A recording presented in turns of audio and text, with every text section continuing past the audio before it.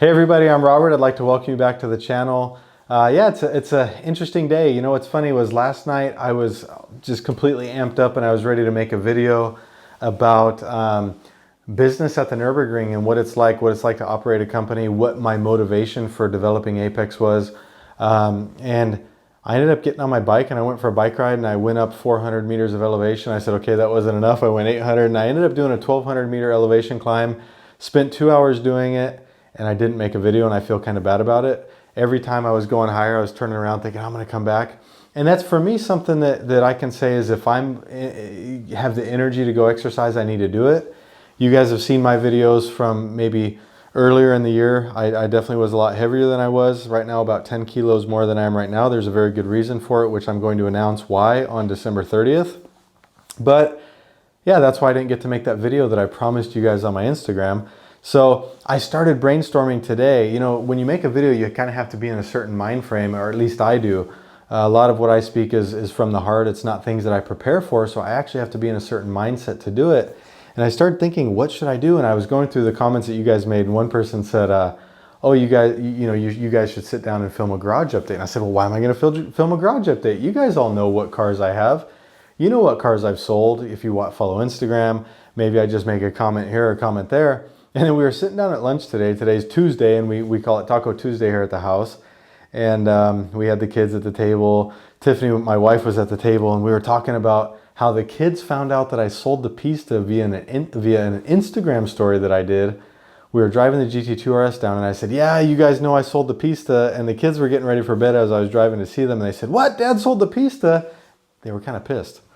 And so my wife said, you know what? The Pista was my favorite car. It was the most beautiful car that we've had, and you sold it. And then the worst part was the next thing she said was, well, at least I still like the 600 LT. And I just kind of like put my head down and I was like, shit.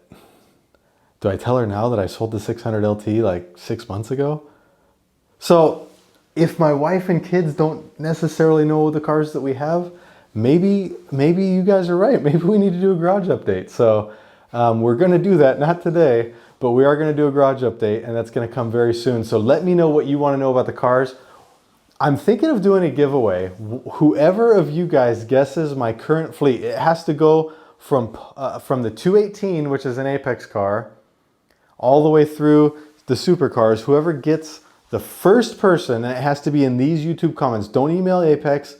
Don't DM me. In these comments in the YouTube, the first person to get the closest to the actual fleet from Apex all the way through to the supercars and everything like that, the first person to get the fleet the closest, I'm going to give away a weekend stay at Apex along with 4 laps in the new Yaris, or GR Yaris, I'm sorry. We'll give away a weekend stay, 2 nights at Apex along with the GR Yaris. So what are we going to do for this video today? Instead of me going into the whole topic of how we started Apex, Apex was something that came out of my passion for the Nürburgring and my love for the Nürburgring. And it was something that developed from that, along with meeting Misha along the way, that I finally had a proper, I said, Misha, do you want to build something with me? And that's a topic that I actually want to sit down with Misha and discuss with you guys about. I don't want to tell you without him because I think it's very important. But I was talking with Tom today about what should we talk about. And he said, Robert, I was actually going through your YouTube comments and your Instagram comments, and I found 5 or 6 topics that might be kind of interesting to talk about. He's not told me what they are yet, so I'm just going to let him. He's sitting here. You can't see him in the camera, but he's sitting here, and he's going to read off maybe 6, 7, 8 questions that I don't know what they are, and he's going to kind of spring them on me. So I hope they're not too juicy. Hope they're not too exciting. But before we get to that, Apex calendar 2021. We've set up our web shop. That's what Tom and I have done the last couple days. We've been building the Apex web shop. There's a 2021 calendar. We put, I think, 14 really cool pictures that the media team has taken over the years. We've got several really, really talented guys behind the camera. And we've decided that this year with COVID, we had a little bit of time to actually finally create a calendar. And every single picture has something to do with Apex and something we love. As you can see here, these were the first laps that I did with the GT2 RS with the Manti Racing kit. I don't know if you can see it here, but I've got my son Maximus in the passenger seat. That was the first person I took on the track with me in the car. And this was at Ice Curve on the Nürburgring. And so each picture means something to us. it kind of signifies a time in the Apex, I would say, history or timeline. It was pretty cool. So I'm really proud of this product. It is available on our new web shop. The description is right about here, I would say, or the link. But really, it's also in the description. You guys can go check that out. See if you find anything. A lot of you guys have been asking me for t-shirts, merch, and everything like that. We have it all in there. So check that out. But let's just go right to it. Tom Stamp has some questions. I'm eager to hear what they are. I've got a margarita tonight. 2 parts, either Patron, 1800. Basically, it's a reposado. It's considered more of a top shelf margarita. You put 2 parts reposado, 1 part Cointreau, 1 part lime juice, and then you garnish it with an orange. And I actually, instead of doing the rim with salt, I actually crack it. I crack salt directly into the drink, so you drink it with it, as opposed to having the salt on the rim. Now, I don't do pre-mix simple syrups and all these, or pre-mix margarita mixes and things like that. I think they taste the best with tequila, Cointreau, and a lime juice. So anyhow, that's the drink of the day. Tom Stamp, what do you have for me? Yo, what's happening, guys? Today I've got a microphone, so I'm able to hear me a little bit better. So yeah, I've been going through the YouTube and through the Instagram and finding some comments for today's video. So we're going to kick it off with something that I saw on Instagram. And the comment basically read, "Hey Robert, sometimes you seem like a very busy guy, then other times you're talking about trying to match the colours of your bike with a GT2 RS MR. Seems like you have all the time in the world, man. What's going on?" Yeah, I mean, yeah, sometimes it seems like I have no time, and other times it does seem like I have all the time in the world. And I think it's a really interesting question, because between Apex, Mitchell Consulting, we have a hotel that's called Circle Inn. We have a music studio. We also have a company that operates print media, that does stuff around the military community in the Kaiserslautern area. And it's all very time consuming. And if I were to be honest with you, I don't think that I cover all the bases as well as I could. I'm often disappointed in myself. And I think that a lot of people will look at it and say, oh, you've got all these cars, you've got this company, you've got this stuff, and you're successful. I think that success is measured within. And I think that it's something that you have to really stay on top of and stay after, and you have to keep your motivation up day in and day out. And it is a challenge. You know, for me, when I wake up in the morning, oftentimes, like today, for example, I was awake by about 5:45 was when I woke up. I got my phone out. I started looking at things, got up, took a shower, and got ready. But the truth of the matter is, the night before I went to bed at about 2:30. So it's, what would you say that is? That's not very much sleep. That's about 3.5 hours of sleep that I got last night. And what I end up doing is I bounce from project to project. I try and prioritize. At the beginning of the day, I try and make a list of the things that I want to tackle. But I've also tried to structure my work life around helping my teams, helping the employees that really support me and make the companies what they are, because it's not just about me. Whether it be at Mitchell Consulting, whether it be at the hotel, the music studio, print studio, or at Apex, I think the team is what really makes it. You guys see calendars like this. This has me driving the 720S. It's got Morin Gott in the passenger seat, and Tom Stamp took the picture. You know, all I did was drive the car. These guys, you know, I mean, I don't know if you can see it. Tom maybe can blow it up, or you guys can buy the damn calendar and look at it. But Morin is just screaming, laughing in the passenger seat. And we're just having a good time on one of the first laps in the 720. And I do firmly believe that for me, the teams that I have in place are the most beneficial part, or the most influential part, in every one of my businesses. I'm just there to support those teams, and I'm there to help them. And yes, that does lend me time to talk to you guys, whether it be in these comments or talk to our consulting customers and things like that, because it lets me not be so dependent on email. It lets me not be so dependent on answering phone calls and taking appointments and things like that. And yes, maybe it lets me have a little bit of time to develop a design for my upcoming Uno dash bike that matches the GT2 RS, but I think that's also a very important part of the whole marketing scheme. If you look at the GT2, which is an absolutely beautiful car, it's been a huge part of the Apex program. Going to the Porsche GT2 RS took the Apex taxi to the next level, where people just said, I need to go in that GT2. And I think a bike like this only fits that. So how do I have so much time? The reality is, it's only because the team that I have with me working on all of these projects is, as far as I'm concerned, top notch. It's a team that I wouldn't replace with anybody else. It's a team that I'm very happy with, from the Nürburgring to the real estate side, music, etc., etc. So what else do you got, Tom Stamp? Okay, so next question, question number 2. How much does Nankang pay you to promote their tires?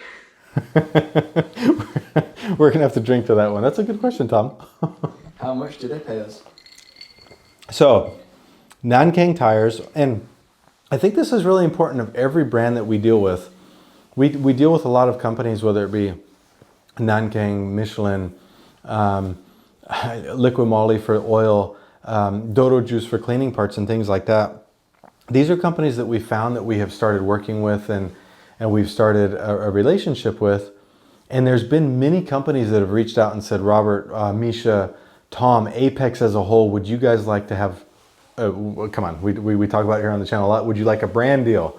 Well, hell yeah, we want a brand deal. That's like ultimate tier one media stuff, right? But the reality is that it's often denied. And I say, you know what? I can't take a brand deal. I'm not going to promote Nankang to the extent that you guys feel that I'm being paid by Nankang. I'm not going to promote Michelin to the point that you guys think that I'm being paid by Michelin to say how good they are. And that's a very, very important point when we're talking about social media and we're talking about influencers and we're talking about all these things. Tom Stamp, will you hit the mute button on that keyboard for me real quick? I will. It's driving me crazy. We're talking about social media and we're talking about all these influencers and all this stuff. And I see social media where I look in somebody's beautiful garage and I see a Michelin flag hung up on the wall and I'm thinking, man, that is cheesy. I'm out here buying products and I'm buying tires and I'm buying cars and I'm buying stuff. And when I look on somebody's channel, I see a Michelin flag hung on the wall, I see cheap marketing. I see the Nankang flag standing out in front of a building, I see cheap marketing. I would rather tell you guys that I am free to buy whatever parts that I want. I'm free to use whatever parts that I want. Absolutely. I will be the last person to tell you I don't get a discount. I don't call these companies and get a discount on parts, but I have not engaged in an exclusive only contract where somebody pays us to use their product, because I think the moment that you do that you start losing some integrity, you start being bought out, and all of a sudden I'm telling you, oh, you need to buy this tire because it's the best. The reality is that on the GT2 RS, I think that the Michelin Cup 2 is the best tire on it. We get 100 laps out of one set of Cup 2 tires. On the BMW M3, I love the Nankang AR1. On my 675 LT, I love the Nankang AR1. And you guys might say, oh my gosh, the Nankang AR1 on a 675 LT, what are you doing? How much did they pay you? The reality is that when you take a Trofeo and you put it on the 675 LT, and you have a rim that's straight up like this and a tire comes off of it, and you go around a turn and the Trofeo folds completely under to the point that the only thing you have between your tire and the street is the thickness of the sidewall of that Trofeo, because the tire is completely rolled under. It tells you that the sidewall is not strong enough, and the carcass that Pirelli has on that tire is not sufficient for the loads, the turning capability, the traction that the chassis actually has. And so I enjoy the Trofeo R tire on the 675 LT. It has great turn in, it has great feel through the entire turn. You know when it's going to break loose, and it just gives a great feedback, and it's a very quick tire. On the BMW products, it's the same thing. I really enjoy the feel of the Nankang AR1. I'm the first person to tell you that a Dunlop Durezza is a faster tire. However, I've had many problems with the Dunlop Durezza. When you drive a Dunlop Durezza has such a strong sidewall. Okay, so the tire folds under like this, and it has such a strong sidewall from here to here that if you run it below 2 bar of pressure, which is what, 28 something PSI, that when it drops down, you put so much stress on that strong sidewall that it starts to collapse. And when that sidewall collapses, you hit a high speed and then it blows out. We've had our M4 shoot out of the carousel because of the M4 VLN car that I have, shoot out of the carousel because the right front tire literally blew up as it was going through the carousel, and that's something that concerns me. Then you guys are going to say, oh, well, I've heard of Nankang tires failing, and I have as well. But the difference between when a Nankang fails and an AR1 fails is that the Nankang fails and the carcass just comes off of the tire, but it holds pressure and it actually stays safe, and you feel it before it starts happening. With the Durezza, it happens unexpectedly in the middle of a turn and at a big straightaway at high speed, and you don't know it's coming and you lose pressure. I've never once lost pressure in an AR1.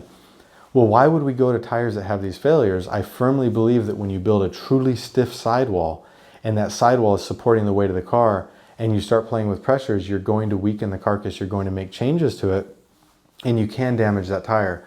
So the simple answer is Nankang doesn't pay us 1 cent for using their tires. We actually buy the tires from them. We buy tires from Pirelli, we buy tires from Dunlop, we buy tires from Michelin. But each car that I have each tire on, I think is the best fit for it. What else you got for me, Tom Stamp? Okay, so this next kind of topic is something that I saw on YouTube, and I wondered if you remembered about seeing it. But do you remember the comment on one of Misha's more recent videos on YouTube that kind of insinuated that you might begrudge Misha for his success with brands such as Porsche and Audi, etc.?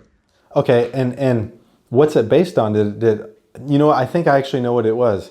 I did see that. It was a comment that somebody made about. Let me think about this. I made a comment. Misha got his first press car from Porsche, and I made a comment about the GT3 RS that I had that had a ton of smoke coming out of it, had a kind of electrical sparks underneath the car, and I thought it was going to catch on fire. Is that it? That's the one. Okay, so when I got the Pista, I was obviously driving the Pista a lot, and I was very dissatisfied with how the car drove. And Misha would often come up to me and he would tease me and he would say, "Are you selling the Pista yet? Are you selling the Pista yet?" Because behind the scenes, he knew how frustrated I was with this car. Now, mind you, I spent several hundreds of thousands of euro on this car, and Misha comes up to me and teases me about this car. He holds his camera up and says, "Are you selling it? Are you selling it?" And he puts me on the spot. I've got in the back of my mind, what's Ferrari going to say? What's my dealer going to say? What's all this? But we laugh about it simply because we're friends. And so somebody made a comment and said, Robert, or actually said to Misha, I think what it was, and so, you know, I read a lot of these comments. I go through and I scan through all the comments. Misha's channel has 500, 600, 700, 800 comments. Mine has 200, 300, 400, 500 comments, and I read them. And I try and scan through them as fast as I can to see what's going on. And sometimes they catch my eye. And this one actually said, Robert came up to Misha when he got his first Porsche press car, and he said, "Look out, Misha, because mine almost burnt down." Now, mind you, that happened to me just a couple days before I saw Misha there. Now, something you guys need to understand is that friends have a good time with each other. All right, if you've got a good friend, you probably joke with them, you probably tease them, and that actually is the true testament to the relationship that you might have. If you're guys, you might be able to joke with each other. I'll tell Tom, "What the hell did you buy a Range Rover for?" Right? What the hell did you do? To the point that my sister, who's dating Tom, okay, whole nother story, whole nother vlog, my sister who's dating Tom Stamp got at me and said, "Don't make fun of Tom." I'm like, "Me and Tom are friends. I will make fun of him for his Range Rover purpose, okay? You don't talk to me about this." I left the WhatsApp group. I did, I was out. You did. True story. So guys, we can joke with each other about things like this. What a lot of you guys have no idea about is the comment said, "Sometimes money dictates how the relationship goes." Misha and I have been friends, and we remain friends to this day. No matter what happens, we can sit down, have a glass of whiskey, have a drink, have a laugh, whatever, and we've been able to work everything out. And in 2017, Misha and I went to the Geneva Motor Show. I said, "Misha, what do you think about building up a company with me called Apex? What do you think about developing a company?" He says, "Let's do it." I agree to pay Misha. I agree to hire him. I pick him up at the airport, and what do? We go to Geneva, and I'm holding the camera. I'm standing on the Geneva Motor Show with Misha, and I'm his cameraman just because we're friends and I want to help him, okay? Misha's YouTube channel, he's obviously done tons and tons of work to develop it from the time that I met him, from around 15,000 followers up to now almost 240,000, maybe more because I don't check it every day. And I take great pride in what I have been able to do to help him. I'm not going to say that I've made his channel, but I will tell you that having Apex and having the cars and having access to the cars and being able to drive them and do all the things that he's been able to do has tremendously helped his brand. When Misha was starting out, I said, "Misha, you need to ditch the boosted Boris ego or character. You need to focus on being professional, because the minute that you're professional, these big car manufacturers are going to recognize you. Porsche, Audi, and all these companies are going to recognize you." And then Rimac recognizes you and said, "Do you want to come work for our media team?" Misha and I sat down together. He said, "Robert, I got an offer from Rimac." And I said, "Misha, you are absolutely crazy if you don't take this. Go do it. Go work for that company. Get this on your resume. You need to do it." If you think for 1 second that I grudge Misha for his success with car companies and his success for his YouTube career, you're absolutely outside of your mind. We've worked very hard together, not only to develop Apex, but also to develop his brand and what he has going. And if anything, I'm more proud of him for what he's done than I am for what we've developed at Apex. So That's all I can say about that. Cool. All right. Well, moving on. This isn't so much a question, it's more just a statement, and it's basically, Robert, that Uno needs better wheels. Yeah, I agree. With the Uno needs better wheels. So what you guys don't understand is this is a demo bike. Okay, and this is also something really cool that has developed from the YouTube channel. I have bought a Uno bike. I've fully paid for the Uno bike, and I put it on there. And later on, I got a message from the owner of the company, and I got a message, hey Robert, I really enjoy your channel. I like what you're doing. I was surprised when one of my friends shared a post and I didn't see it, but I follow your channel, my friends follow your channel. We really thought it was cool that you're buying an Uno bike, but you are on the limit of the size of this bike. We'd like to send you a demo just so you can try it out, see if it fits you, because I don't want you to spend this much money on a bike and not actually fit it. So the thing is that Uno builds bikes that are made more like between the medium and large size of typical mountain bikes, and me being right now about 90 kilos and 189 centimeters tall, 6'2", I'm definitely at the limits of it. So they thought it would be really nice to send me a bike. And so this is truly just a demo bike. This is a bike that they sent me in a carton with just parts stuck in it. So when you see that the brake cables run around the outside of the fork versus the inside of the fork, yeah, I did that. I put that together. You know, but the reality is that we're building my Uno bike right now, and it has full visual carbon fiber. This right here is a black paint, but if you look at it, you can actually see through it. It's semi-transparent. You can actually see through, and you can see the carbon fiber weave. My bike will be full carbon fiber weave, but we're gonna paint it to match the GT2 RS MR, and it's something that tomorrow we're gonna make a video on, talking about if you guys can help me design this bike to make it look as close to the GT2 RS MR as possible. We're going with bike ahead components. It's a bi-turbo RS wheel, which is I think 5 or 6 spoke, I think 5 spoke unidirectional carbon fiber wheel, and it's going to be all exposed carbon, but a unidirectional weave, and we're going to put gold trim on it. So the bike I'm going to do is going to have absolutely beautiful visual carbon fiber, gold stripes like the GT2 RS has, white sides like the GT2 RS, and then it's going to have the wheels with gold bi-turbo RS logos on it. And it's going to have all Shimano XTR parts on it. So it's going to be really, really cool. And mind you, this is literally a bike that they send out in a box. You assemble it so you can ride it and try it and test it out. So I think actually the components that are on are pretty sweet for, what would you say, a throwdown bike? Throwdown bike, yeah. What else you got, Tom Stamp? Okay, so this is a pretty interesting one. Should you lease or buy cars if you're going to operate them on the Nürburgring? Well, let's take a step back. I mean, if you're going to buy or lease cars, I wish I'd have more preparation on this. First of all, the question was, are you going to buy or lease cars if you're going to use them on the Nürburgring? If you're going to privately use the cars on the Nürburgring, who cares? Buy the car, lease the car, drive it on the Nürburgring. If you're going to buy or lease the cars, was it more directed towards me or was it more directed towards... I think it's more in general, just for general people, like, yeah. Should they be leasing cars or should they be buying cars if they're going to drive them on the track? Okay, so if you're going to drive it on the track, if you're going to leave it stock, who cares? Buy it, lease it, pay cash for it, finance it. I really don't care what you do. There's a age-old dilemma going on in the internet, and most of the people who will tell you that you shouldn't buy a car until you can pay cash for it twice or 3 times or whatever. And I think it's bullshit. There's so many people out there, and if I read the forums and I see somebody who says well, don't buy a car unless you can pay cash for it, or don't buy a car unless you can buy it 3 times, or they have all these factors that they use, I would say those are the people that probably just barely skated by to buy their cars. We finance houses. We finance, I mean, you go on PayPal and I buy something for €100 camera or how much does a GoPro cost? 300 or 400 euro. And they say, would you like to make €40 a month payments on this? I'm thinking, okay, no, I know, but people finance every single thing that you can possibly imagine this day and age. And they're doing that because they're getting joy out of it. It doesn't matter if it's snow skis, if it's mountain bikes, if it's GoPro cameras, Red cameras, whatever, they're financing it. There's business loans that are in place. There's mortgages so you can buy a house. There's all these things in place. And it's all because we live in a day and age where we say, look, I only live once and I'm going to buy what I want. So I think that it comes down more to your personal finances. What does your credit look like? What do your balance sheets look like? will it truly affect you if you buy it?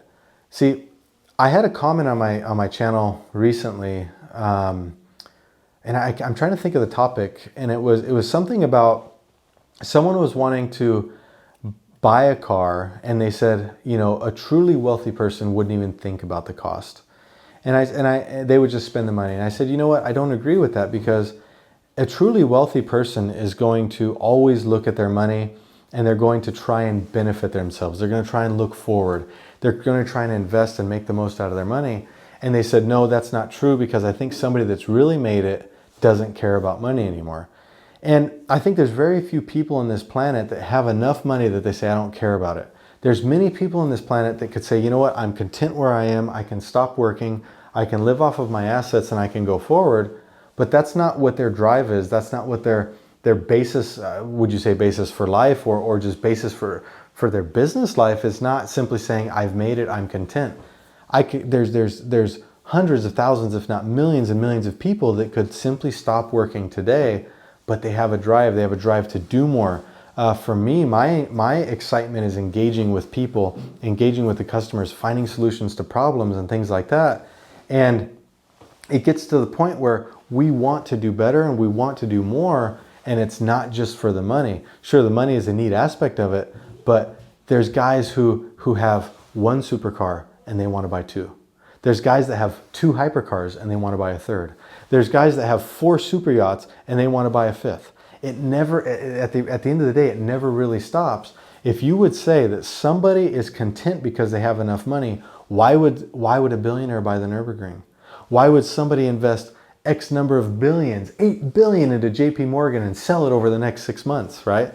There's no reason for it other than trying to improve their situation because they want to continue. What the hell was the question even, Tom Stamp? It was if you should buy all these cars. It's exactly that. But I'm getting on this rant because so many people come in and say, should you buy, should you lease, should you finance, should you do whatever? And I think the true reality is you need to do what makes you happy, but you also need to do what's financially responsible for you and your family. If you're going to buy a car as a business and you're going to operate it on the Nürburgring, you can't lease it. If you're going to operate like what we do at Apex, you can't lease a car on the Nürburgring. Every lease agreement says you can't rent the car out. You can't use it as a business asset that's to generate money. So in that case, you need to buy the car. So the cars that we purchase, we do buy. But that's basically because of the use that we have. If somebody came to me and said, oh, I found a 36-month lease, and then, you know what, this is something I'm going to do. I'm going to call my McLaren dealer, and I'm going to find out what are their lease programs on McLarens, because at this moment I'm just speaking. But let's say, for example, if I buy a brand new 620 or a 600 LT Spider and I lease it for 3 years, and I have to put a $30,000 down payment, and then I have to pay $3,000 a month for a lease payment, I can drive it 10,000 kilometers in a year, I would have spent maybe what, 135,000 euro.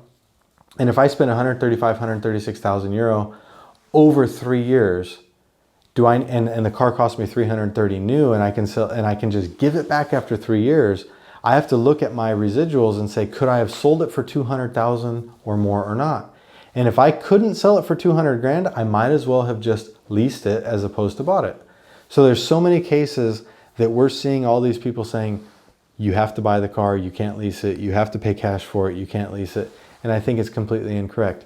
To the guy who spends maybe 500,000 on a new car and is taking his savings and dumping it out on that new car, I'd say you did it wrong.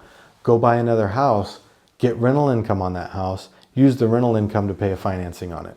That might be a really good idea, because now you have an asset that's paying for your toy, right?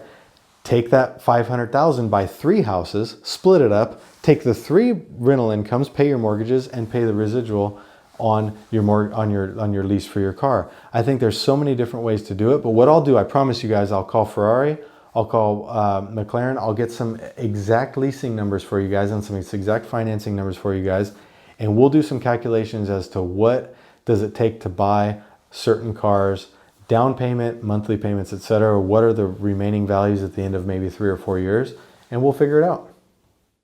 Cool. I'll look forward to that. Tom Stamp's buying a Ferrari. Sounds like I'm getting a Ferrari, guys. All right, so we've got 2 more questions left. So this one is from our very own big friendly giant Fabsan. So shout out to Fabsan. With everything you have going on, how do you have time to be this accessible to people? I think that goes back to the first question, really. Yeah. If you think about it, I mean, for me, it literally has to do with being operating over 18 to 19, maybe sometimes 20 hours a day, being operating and working and on my phone. My screen time numbers are shit, to be honest with you. You know, we run the kids down to the bus stop, we come back up, we get to work. My brother-in-law wrote me the other day and said, Robert, do you just ride your bike all day? Because he says, every time I get out of work, I see, you know, you have a new Strava workout. And the reality is that at the moment with COVID, I'm say lucky enough. I don't really see it lucky because I love being in the office, but we're doing a lot of home office. And so I'm able to shoot out on a bike ride for an hour, come back, get back to work. And again, that availability to you guys, that accessibility to you guys comes at the cost of sleep hours. It comes at the cost of, I don't watch any TV. The other night we watched Crown Series 4, Episode 1, and me and my wife were sitting there like, when is this going to end? It's like 45 minutes, and we were just done with it. We shut it off and went to bed because it was literally too much in the hectic life that we have. And it really comes down to spending every minute doing something. There's very few minutes of the day that I would say that I'm idle or just sitting there. I'm either working, answering emails, reading up on material that has to do with my businesses, strategizing and things like that, or as we have here, making a video. Cool. Okay, so last question of today's video. So this one made me laugh. You gave 35 journalists crap about their Yaris reviews, and then you went and bought one. So what gives, Robert? I gave 35 journalists crap about a Yaris video. I'm trying to. This must have been in Misha's summit video. So first of all, did I give 35 journalists crap about a Yaris video? No. I've given 10,000 journalists crap about the shit that they spew out of their mouths every single day, right? But if I have a clock that's dead, it's going to be correct 2 times a day. Is that not right, Tom? That is 100% correct. So the reality is what I probably said, and I have to go back and research this, and so forgive me if I'm a little bit incorrect because I'm not prepared for all these questions. But if I go back and look at this, I probably said that that all these journalists have stated how great the Yaris, the GR Yaris is, and I can't trust it. And I can't. Unfortunately, I'm not able to trust what all of these journalists say because the things that they come up with are textbook written, printed out from a manufacturer. These are the beneficial points of a Pista. You know what? If you would have taken the Pista, brand new, you would have heard how great it was, and then I take it on the Nürburgring and it was shit. I'm sorry. I loved my car. The stock delivery on that car was absolutely horrid, and it almost made me sell the car before I decided to really go and dig into the alignment myself and make it work. But the new aerodynamic figures, the S-duct through the bonnet, the DRS system on the back, the flap folds open and the downforce, that's what every journalist said. And you know what? You go to these manufacturers' events and they wine you, they dine you, they show you the diagrams, they bring the cars out, they've got the lights just perfect, everything's dialed in, and they only let you get up to the car after they've given you 4 margaritas and 3 glasses of Prosecco, and you're like, oh my God, and your dealer's standing there with a contract. And this is what happens when the journalists go to these events. It's the greatest thing ever. They fly them in on their special Audi plane, and they, land you there, and they put you in the hotel, and they bring you out, and you're genuinely excited about the product, and you genuinely want to promote it, and you can only say the things that they want to tell you. I've got stories that you guys wouldn't believe, and I only don't share them from my professional courtesy of the people who have told it to me, that I'm just like, oh my gosh, this is a nightmare. And so for me to, how can I put it? For me to look at it from this aspect and say, everything that you're told through social media is correct, it's not. It's absolutely not. And the only way that you can do this is find an outlet. I don't care if it's me. I don't care if you think I'm full of shit. In fact, somebody told me I was full of shit the other day. What was that about? Do you remember that, Tom? Was it about well, there's been a few. a few guys have told me I'm full of shit. GT2RS MR lap, or it was about the Yaris, about buying the Yaris. Oh yeah, some guy said I only bought the Yaris because of these. That's actually probably a similar comment. It was probably in the similar comment section. He said I'm full of shit because I bought the Yaris, and I said I only bought it for you guys. And my response was literally that the GT2 RS MR, we did a brake pad and disc change on it, and it cost more than the entire Yaris cost. So if I do a brake pad change on the GT2 RS MR and it costs more than the entire Yaris, and you think I'm going to buy a Yaris and put it online and tell you how great it is because I'm blowing smoke out my ass, I'm sorry. I really don't care, because it's irrelevant at the end of the day. You know what I mean? The bike that we're building right here costs, I could do 2 of these or I could buy a Yaris. I'm not saying that to brag, but I'm explaining that we're buying these cars because we genuinely love them. I told you in a video earlier that we've got guys with Sennas, with Speedtails, right? The roof scoop on the 675 LT costs more than a GR Yaris. We're only buying these cars because we genuinely love them, we really enjoy them, and we want to drive them. I'm kind of secretly hoping that it's still snowing when I get back to Germany so I can put some winter tires on the Yaris and go drive it, because I think it's going to be a lot of fun. So at the end of it, we're buying these cars because we love them. We want to share that with you guys. We want to really live in that experience. And I, at the moment, to be honest with you, am enjoying the cars that are cheaper. I'm enjoying the cars that are more reasonably priced. And I'm having more fun with them than I am with the supercars. I sold the Pista, and as much as I miss seeing that car in the garage, I don't miss the car at all. As much fun as I had driving fast laps in the car, I don't miss it at all. As much fun as I had driving it around and feeling I'm in a Ferrari. The other day, we were driving the GT2 RS, and I passed, Tom was with me, and we passed a girl, we're in Italy, and I passed a girl in town, and she goes, "It's not a Ferrari." And I just was like, you know what? I don't own a Ferrari right now. And it was actually kind of depressing not owning a Ferrari at the moment, because it's been many, many years since I actually haven't had a Ferrari in the garage. And it was quite sad, because getting in a car and having that Cavallino on the steering wheel in front of you, it's really special.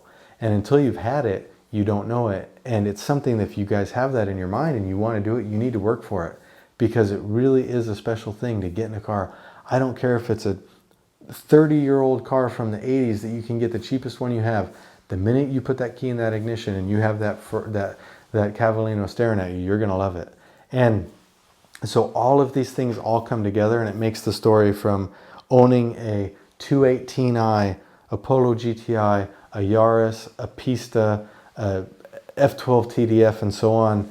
You're going to absolutely love it. You need to find what you enjoyed about the cars, and you need to also open your mind up that there's many different perspectives, there's many different aspects, and there's many ways to enjoy the vehicles that we operate. But yeah, Tom, is there anything else? Was that it? I think that's it for the questions, but before we do end today's video, I would just like to take a moment to appreciate the paint job. Guys, your dead pixels on your computer screen have been fixed. There we go. No, but guys, thank you so much. I did a paint job just for you guys. Went around the house, touched up all the dark colors. Kids were chasing me around, wondering what the heck I was doing. But no, but really, guys, thank you so much for the comments. Thank you so much for the content and all the information that you bring. If you have any ideas for future videos, please drop them below. Let me know what you want to do. And if you're really interested, check out tier 1 dash hyphen minus, whatever you want to call it, tier minus 1 ONE.media. Tier 1. How do you say it, Tom? Tier 1, tier hyphen 1.media. It's a great site. Also, check out shmee150.de. Shmee150.de. But even more importantly, what's Joe Achilles' new hyperlink? Let me see. Hold on, guys. I've got a new one for you guys. You're gonna want to really check this out. Tier dash or hyphen tier TWO TIER hyphen TWO.media. And you're going to get to Joe Achilles' new website. All right, so Joe, you're welcome. If you want to get on my program to get to Tier 1 Media, just follow my OnlyFans account. I'll hook you up. All right, man, take it easy, guys.